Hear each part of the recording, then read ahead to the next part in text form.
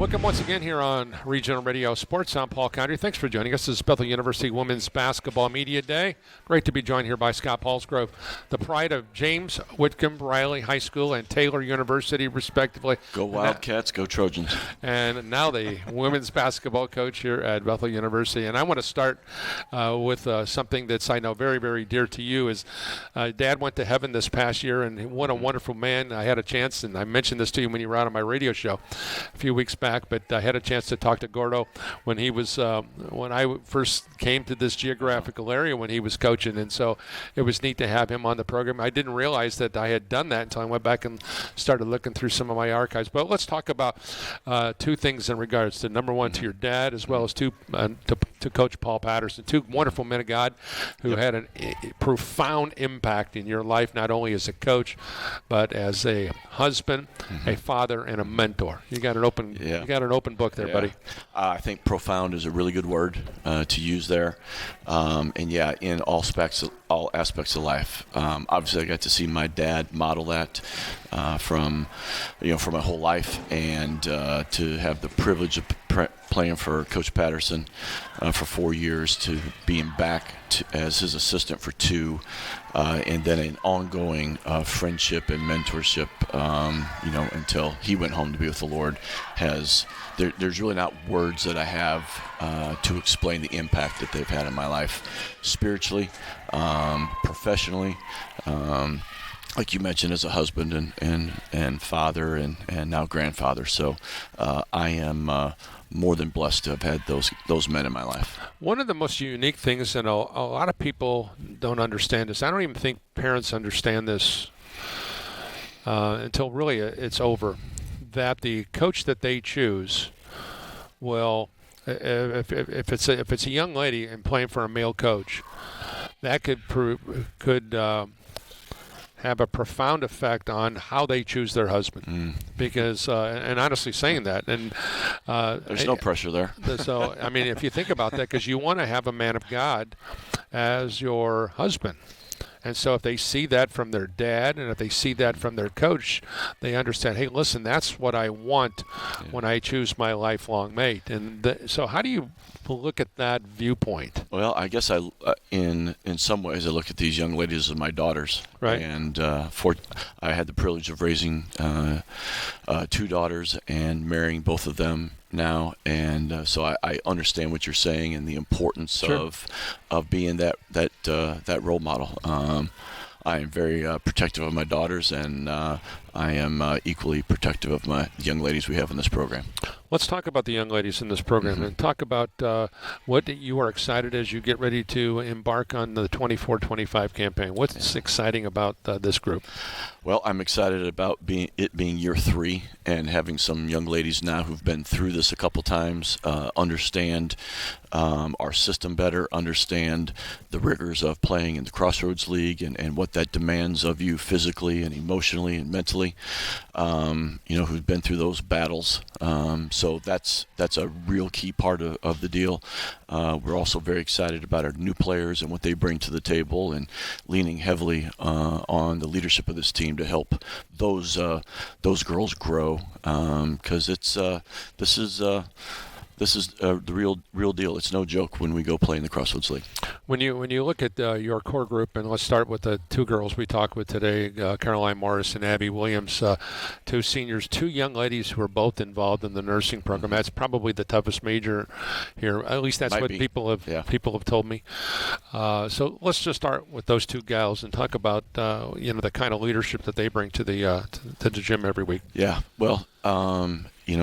Leadership comes in different forms, and you've got to walk the walk and you got to talk the talk, and they do both of those things. They have to be not good but great time managers because of the amount of studying and the clinicals and all that they have to go through. And so, when they come to practice, they may not have gotten a lot of sleep the night before. They may have had a rotation or a clinical that went pretty late or something as they prepare for tests and exams and that kind of thing. So they understand how to, I guess, grind through. Sure. Oh, absolutely. Which is important. And we talk a lot about, you're not going to feel great every day. Every day's not going to be your best, but you can still give your best. And so they do a great job of that. We also met Claywell, a.k.a. Murr, and also Callie Harrison, another young lady from who's a Division I transfer that became a part of the program a year ago. Let's talk about those two gals. Both of them are going to be vitally important to our success and our improvement this year. Mariah has a kind of an interesting game at 5'8", 5'9". She's might be our best back to the basket scorer. Not that she's going to do only that, but she brings the scorer's mentality, and we need that. She needs to greatly improve on what she did from the three-point line last year. And she's worked really hard at it. And Callie, provides that point guard leadership, gets us, into the right things offensively, is tough as nails, and makes the big play, no matter what that is, at the right time. As we look up and down the roster, who else do you think is going to have a monster year? You brought in some new kids who I know you're really excited about. Yeah. Everybody needs to have a monster year, whether they are someone that is going to get a lot of time on game night or not.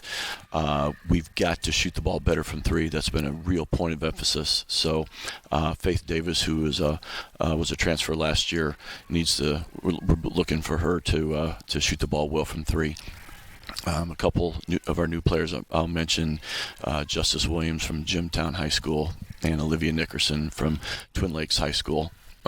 Both need to, we'll add some scoring punch to what we do, and particularly Olivia, but Justice as well, to shoot the ball from three. We really need them to do that. And then young lady Isabel Scales from Caston High School, a little Swiss Army knife type player, will do a little bit of everything, and we're going to need her to do her thing well. It's hard to compete in a league where the level of play exposes every aspect of your weaknesses, as well as it limits some of your strengths, doesn't it?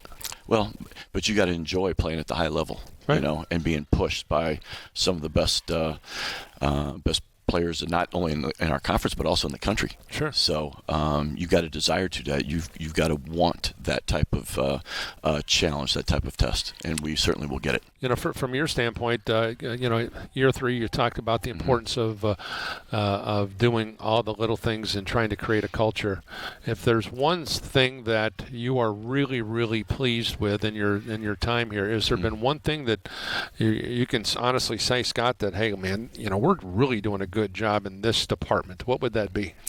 Well, if you want to talk about specifics of the game, we have, even though our record is not nearly what we want it to be, we have rebounded the ball really very well. We've been on the plus side both my first 2 years, and that's not an easy thing to do. Sure. So, schematically, that's been we've done that pretty well. We want to do it better, because if you can't rebound the ball, you can't win. There's just no way. That's how you control the game. And then just our ability, the culture that we have in the program to stay together through tough stuff. It happens to every team every year, and our ability to stay together, give a lot of credit to the ladies. Two open-ended questions to close this out. Defensively, the Pilots are going to have a great year if we can do this. We've got to guard the three-point line better. Just have given up way too many looks from three. People have shot the ball too well from three against us, and then along with that, we've put people at the line way too much. We got to be. We talk about it all the time. We got to be physical without fouling.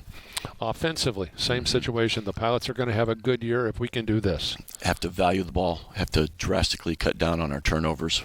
We were last in the conference last year at 17 a game. It needs to be 11, 12 a game. And then we've got to shoot the ball better. And we've mentioned that we've got to shoot it better from three, but we've got to be more efficient offensively. You have to trust your assistant coaches. Let's go down that road, because you're in a situation where, and we talked with Coach Draven earlier when we were going through the men's dynamics. He's got some new coaches, so anytime you bring someone new, you've got to get there. There's a point of emphasis where you're coaching coaches. You're trying to make sure everybody's on the same page. So let's talk about your coaching staff to close this out. Yeah, we've got two new guys in the program. Austin Hawkins came to us from Ave Maria in Florida, an NAI school. He brings some experience and some wisdom with him. Sure. It's great to have in the program. And then our new GA, Peyton Osborne, high energy, loves the game. glad to be doing what he's doing, and so we're excited about having both those guys. Once again, Coach Scott Polsgrove, don't forget Bethel University women's basketball season long right here on Regional Radio Sports. Scott, thanks. Thank you. Appreciate all you do. And we'll be back with more right after this on the Regional Radio Sports Network.